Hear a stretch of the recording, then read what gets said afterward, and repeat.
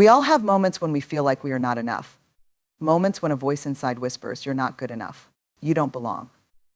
Who do you think you are? That voice is shame, and it is something every single one of us experiences. It is the fear of disconnection, the belief that if people really knew us, our flaws, our mistakes, our struggles, they would turn away. Shame is powerful because it thrives in secrecy. It convinces us that we are alone, that we are the only ones who feel this way, that we must hide parts of ourselves to be worthy of love and belonging. But what if I told you that the very things we hide are the things that can connect us? That vulnerability, not perfection, is what leads to real belonging. That shame loses its power the moment we bring it into the light. Today, we are going to talk about what shame is, how it holds us back, and most importantly, how we can break free from it.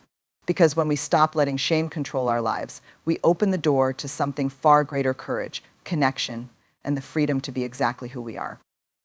Shame is a powerful force, and one of its greatest strengths is its ability to grow in silence. It whispers in the back of our minds, telling us that we are not good enough, that we are unworthy of love and belonging. Unlike guilt, which is focused on what we have done, shame attacks who we are. It doesn't say you made a mistake, it says you are a mistake, and that is what makes it so destructive. The nature of shame is that it thrives in secrecy. The more we keep it hidden, the more control it has over us. It feeds on isolation, convincing us that we are the only ones who feel this way, that no one else struggles the way we do. But the truth is, every single person experiences shame at some point in their life. It is universal, and yet, despite its universality, it is one of the most isolating emotions we can feel. Because shame makes us believe that if people really knew us, if they saw the parts of ourselves that we hide, they would reject us. The irony is that the very thing shame makes us fear, disconnection, is exactly what it creates. When we hide our struggles, when we refuse to talk about our feelings of unworthiness, we push people away, we put up walls, we pretend everything is fine when inside we are struggling. And in doing so, we deny ourselves the one thing that has the power to heal us: connection. Shame cannot survive empathy. It loses its grip the moment we speak it out loud to someone who responds with understanding. The moment we take that risk and say, "This is what I'm struggling with. This is what I'm afraid of. This is the part of me that I don't want anyone to see," and someone looks at us and says, "I see you. I hear you." And you are not alone. The shame starts to lose its power, because shame thrives in silence, but empathy is the antidote. But let's be clear, not everyone deserves to hear your story.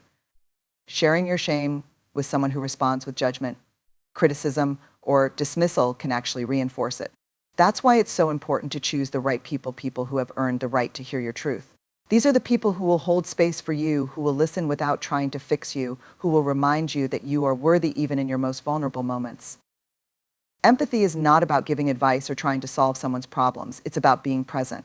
It's about listening with an open heart and saying, "I may not have been through exactly what you're going through, but I know what it feels like to struggle. I know what it feels like to doubt my worth. And you are not alone." That's all it takes to begin breaking shame's hold. So why is it so hard to talk about shame? Because it feels terrifying. It feels like stepping onto a stage without a script, without armor, without any guarantee of how we will be received. And yet, it is the only way forward. We cannot heal what we do not acknowledge. We cannot move past the things that hold us back unless we bring them into the light. And let's be honest, shame doesn't just show up in big dramatic moments. It's there in the everyday experiences. It's there when we hesitate to speak up in a meeting because we're afraid we'll sound stupid. It's there when we avoid looking in the mirror because we don't like what we see. It's there when we replay an awkward conversation over and over in our minds, convinced that we made a fool of ourselves. The work of overcoming shame is not a one-time event. It's a practice. It's about reminding ourselves that our worth is not something we have to earn, it is something we already have. One of the most powerful shifts we can make is moving from a mindset of "what will people think" to "I am enough as I am," because the truth is, people will always have opinions. There will always be critics, but their voices do not define our worth. When we start to let go of the need for external validation and instead seek out genuine connection, we take away shame's power. We stop trying to prove our worth and start believing in it. And when we do that, something incredible happens. We create space for others to do the same. Because the more we are willing to show up as our true, imperfect selves, the more we give permission to others to do the same. And that is how we break the cycle. That is how we build a world where people feel seen, heard, and valued, not because they are perfect, but because they are human. So the next time you feel shame creeping in, ask yourself, what would happen if I shared this with someone I trust? What if, instead of hiding, I reached out? It might feel scary, It might feel uncomfortable. But I promise you this, on the other side of that fear is freedom. Because when we stop letting shame silence us, we take back our power. And that is the first step toward living a life defined not by fear, but by courage.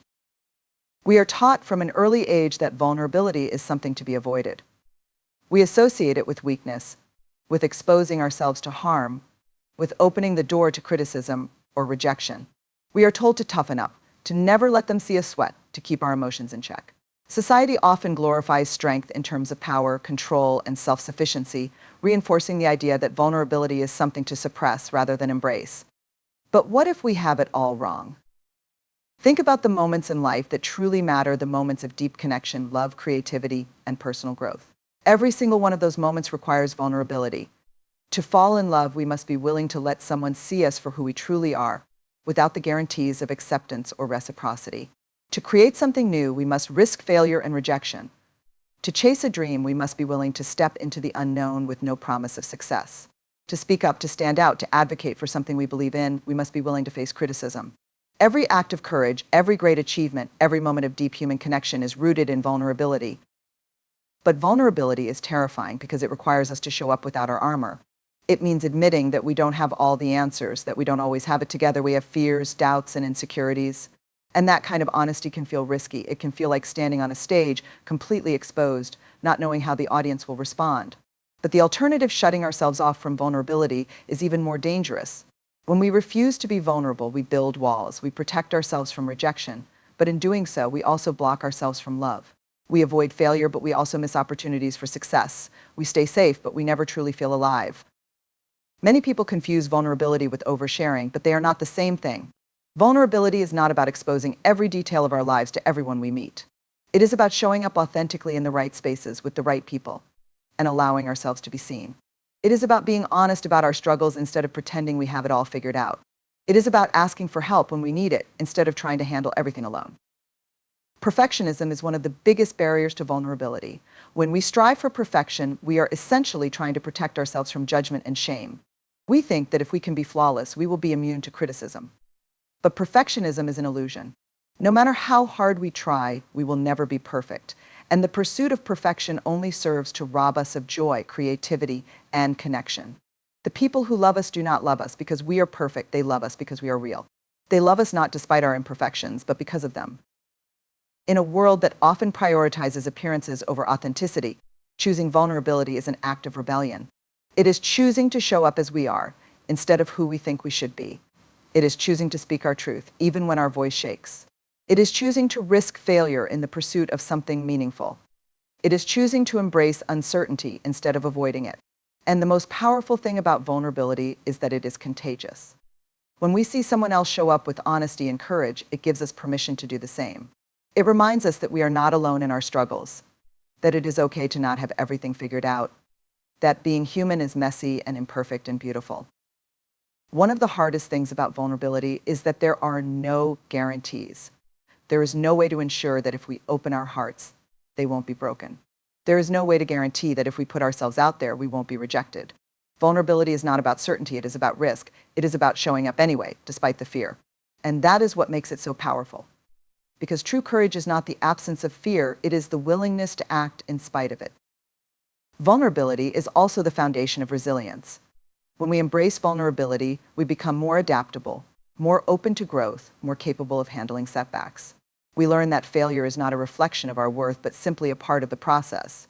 We learn that rejection does not define us, and that every stumble is an opportunity to rise stronger. So the next time you find yourself holding back, afraid to be seen, afraid to speak up, afraid to take a leap, ask yourself, what am I really protecting myself from? What would happen if I chose courage over comfort? Because at the end of the day, a life without vulnerability is a life half-lived. It is a life spent avoiding, deflecting, and playing small. But a life where we choose vulnerability, a life where we dare to be seen, where we take risks, where we allow ourselves to be deeply known, that is a life full of meaning, love, and connection. That is a life worth living. Perfectionism is often seen as a positive trait, something to be admired and even encouraged. We tell ourselves that striving for perfection will make us successful, that it will shield us from criticism, and that if we just work hard enough to get everything right, we will finally feel worthy. But perfectionism is not the key to success, it is the biggest weapon shame uses against us.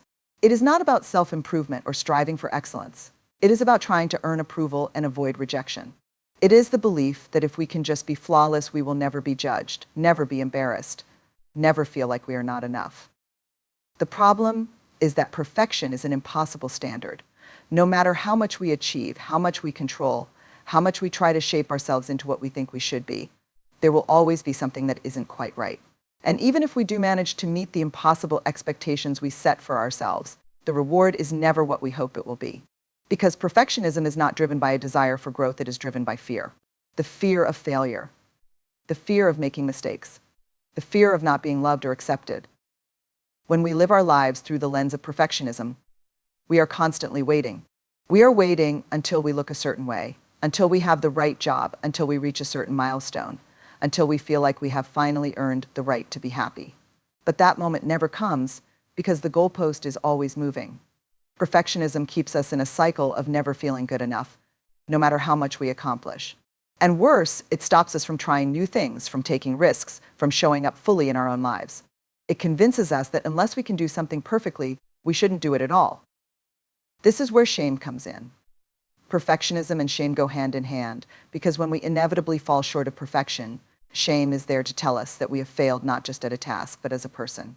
It whispers, you are not smart enough, not talented enough, not attractive enough, not worthy enough. It convinces us that our worth is tied to our achievements, and that every mistake is proof that we are not enough. And because we believe this, we work even harder to prove ourselves, to silence that voice, to earn the approval we think we need. But here's the truth, our worth is not something we have to earn. It is not determined by how perfect we are, how much we accomplish, or how few mistakes we make. We are worthy simply because we exist. The people who truly love us do not love us because we are flawless, they love us because we are real. And the moments that truly matter in life, the moments of connection, creativity, joy, and fulfillment do not happen when we are perfect. They happen when we are present, when we are willing to be seen as we are, when we let go of the need to impress, and simply allow ourselves to be. The irony of perfectionism is that it does not actually protect us from the things we fear. We think that if we are perfect, we will never be rejected, never feel ashamed, never experience failure. But in reality, perfectionism makes us more vulnerable to those things. It isolates us because we are so afraid of being seen as imperfect that we hide our true selves. It exhausts us because we are constantly chasing an unreachable standard. It makes failure feel unbearable because instead of seeing it as a part of learning and growth, we see it as proof that we are not good enough. So how do we break free from perfectionism? The first step is recognizing it for what it is, a defense mechanism. It is not a sign of ambition or dedication, it is a way we try to protect ourselves from shame. Once we understand that, we can start to challenge it. We can remind ourselves that mistakes do not make us failures, they make us human. We can practice self-compassion instead of self-criticism, learning to speak to ourselves the way we would speak to a friend. We can focus on progress instead of perfection, celebrating effort and growth instead of only valuing outcomes. Most importantly, we can start to embrace imperfection. The things that make us unique, that make us interesting, that make us truly ourselves are not the things we have perfected. They are the things that are real, that are messy, that are beautifully imperfect. The relationships that bring us the most joy are not the ones where we pretend to be perfect, but the ones where we are accepted as we are. The greatest achievements do not come from playing it safe and only doing things we know we can do perfectly. They come from taking risks, from trying and failing and trying again. Letting go of perfectionism is not about giving up on doing our best. It is about recognizing that our best does not mean being flawless. It means being fully engaged, being brave enough to try, being willing to show up as ourselves. It means understanding that our worth is not something that can be measured by achievements or approval, but is something we already have. So instead of striving for perfection, strive for authenticity. Instead of chasing an impossible standard, embrace who you are. Instead of letting shame tell you that you are not enough, remind yourself that you are already enough. Because perfection is not what makes us worthy. What makes us worthy is our ability to be real, to be present, to be unapologetically ourselves. And when we allow ourselves to do that, we create space for others to do the same. That is how we break free from shame. That is how we build lives that are rich, meaningful, and full of joy. That is how we truly begin to live.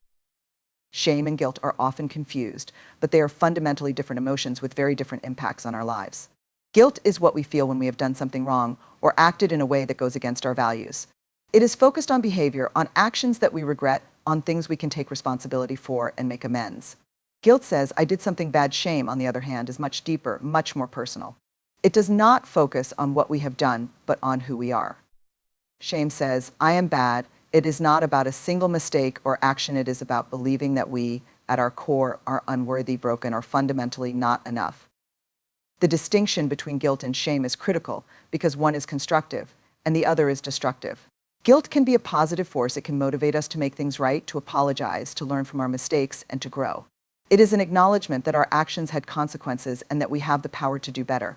Shame, on the other hand, does not lead to growth. It paralyzes us. Instead of focusing on what we can change, it convinces us that we are the mistake. And when we believe that we are broken, unworthy, or fundamentally flawed, we withdraw, we disconnect, and we stop believing that we can change or that we deserve love and belonging. When we experience guilt, we can separate ourselves from our actions. We can say that was a bad decision without believing that we are bad people. This separation allows us to take responsibility without losing our sense of worth. We can learn from guilt without letting it define us, but shame does not offer us that space. It does not say, you made a bad choice. It says, you are not good enough. And when we believe that, we don't work to fix our mistakes. We hide. We shrink. We avoid situations where we might fail again. We silence ourselves, afraid that if people see who we really are, they will reject us. Shame is particularly dangerous because it thrives in secrecy. The more we keep it hidden, the more powerful it becomes.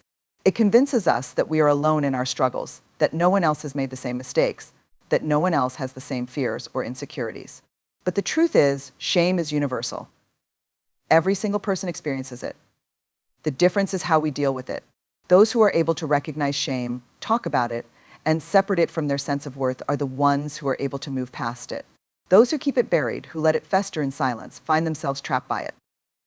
The way we talk to ourselves when we feel guilt versus when we feel shame also matters. If we make a mistake and think, I made a bad choice, but I can learn from this, we are practicing self-compassion. We are acknowledging our humanity, our imperfections, and our ability to grow. But if we tell ourselves, I am a failure, I always mess things up, I am not good enough, then we are reinforcing shame. This kind of self-talk does not help us improve. It only makes us feel more isolated, more unworthy, and more disconnected. One of the most damaging effects of shame is that it makes us feel unlovable. It tells us that if people knew the real us, our struggles, our fears, our past mistakes, they would turn away. It convinces us that we are not worthy of connection. But the opposite is true. Connection is what helps us heal from shame. The moment we share our shame with someone who responds with empathy, it begins to lose its power. The moment we realize that we are not alone, that others have experienced the same feelings, that we are still worthy of love despite our imperfections, shame starts to fade. This is why practicing self-compassion is so important. When we feel guilt, we can acknowledge our mistakes and learn from them. When we feel shame, we need to remind ourselves that we are still worthy. That one moment, one failure, or one bad decision does not define us. That we are more than the worst thing we have ever done. And that we do not have to be perfect to be loved and accepted. Unfortunately, many of us were raised in environments where shame was used as a tool for control. We were taught that mistakes made us bad, that failing was unacceptable, that we had to earn our worthiness through achievements or perfection. We internalized the idea that if we were not always good, always right, always successful, then we were not enough. And so we carried that shame into adulthood, holding onto it as proof that we were unworthy. But the truth is, shame does not make us better people. It does not make us more responsible, more moral, or more successful. It only makes us afraid. It makes us small. It keeps us from taking risks, from speaking up, from living fully. So how do we break free from shame? By learning to replace it with self-compassion. By recognizing that mistakes do not make us unworthy, they make us human. By sharing our struggles instead of hiding them. By surrounding ourselves with people who remind us that we are enough as we are, not because of what we achieve or how perfectly we perform, but simply because we exist. And most importantly, by changing the way we talk to ourselves. When shame tells us that we are not enough, we need to push back. We need to remind ourselves that we are worthy, not despite our imperfections, but because of them. We need to remind ourselves that we are still learning, still growing, still evolving, and that is enough. Because the moment we stop believing that we have to be perfect to be loved is the moment we start truly living. One of the most powerful ways to combat shame is through connection. Shame thrives in silence, in secrecy, in the spaces where we feel most alone. It tells us that if people really knew us, if they saw our mistakes, our fears, our flaws, they would turn away. Shame convinces us that we are the only ones who struggle, the only ones who don't have it all together, the only ones who feel this way. And because we believe it, we keep it hidden. We don't talk about it, we don't reach out, we don't allow ourselves to be fully seen. But the moment we do, the moment we choose connection over isolation, shame starts to lose its power. Connection is the antidote to shame because it reminds us that we are not alone. When we share our struggles with someone who responds with empathy, we begin to see that our imperfections do not make us unworthy. We realize that the people who love us do not expect us to be perfect, they just want us to be real. And when we allow ourselves to be vulnerable, when we open up about the things we fear will push others away, we often find that those very things are what bring us closer. But vulnerability is terrifying, especially when we have spent our lives believing that we have to be strong, that we have to hold it all together, that we cannot let anyone see the cracks. We fear that if we open up, we will be judged, rejected, or seen as weak. So instead of sharing our struggles, we put on a mask. We pretend we are fine when we are not. We say we have it all figured out even when we feel completely lost. We numb our emotions, distract ourselves, and do everything we can to avoid being truly seen. The problem is that pretending to be perfect does not protect us, it isolates us. It keeps us from forming the deep, meaningful connections that we crave. It creates a barrier between us and the people who care about us because true connection can only happen when we are willing to be real. When we hide our struggles, we also hide the parts of us that make us human, the parts that allow others to relate to us, the parts that foster genuine relationships. We live in a world that often equates vulnerability with weakness, but the reality is that vulnerability is one of the greatest acts of courage. It takes strength to admit when we are struggling. It takes bravery to ask for help. It takes resilience to let ourselves be seen, knowing that we cannot control how others will respond. And yet, the more we allow ourselves to be vulnerable, the stronger we become. Because vulnerability does not just expose us to hurt, it also opens the door to healing, to love, to true belonging. True belonging is not about fitting in or being accepted because we meet certain expectations. It is about being accepted for who we really are. It is about knowing that even with our flaws, our insecurities, and our struggles, we are still worthy of love and connection. But we cannot experience true belonging if we are constantly hiding parts of ourselves.